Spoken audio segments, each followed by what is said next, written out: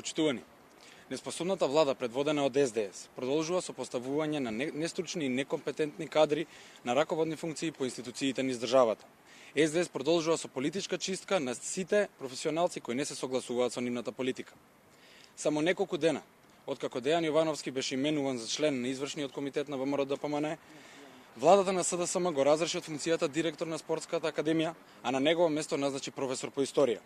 Па така Спортската академија наместо докажан спортист ќе води Владимир Лазаревски, професор по историја. Го прашуваме Зоран Заев, какво спортско достигнување има Владимир Лазаревски и дали бил дел од некој спортски клуб?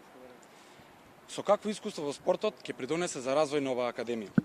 Дејан Јовановски крајно професионално ја вршеше работата како директор на академијата, а позицијата ја доби заради неговото искуство во областа на спортот, како поранешен кошаркарски интернационалец, поранешен секретар на Македонската кошаркарска федерација и директор на кошаркарскиот клуб Работнички.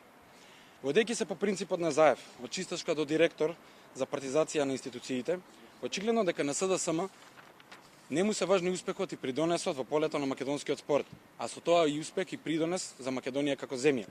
На СДС важно му е само да намести партиски кадри кои не мораат да ги водат институциите на професионално и високо ниво, туку да работат како Зоран Заев ке нареди. Крајно несериозно и срамно е Спортската академија да ја води човек со нула искуство во оваа област, наместо докажано лице во областа на спортот. За безобразното однесување на СДС и хаосот кој планираат да го создадат во македонскиот спорт, ќе следи политичка одговорност и нивните несериозни политики граѓаните ќе ги казнат на престојните локални избори. Благодарам.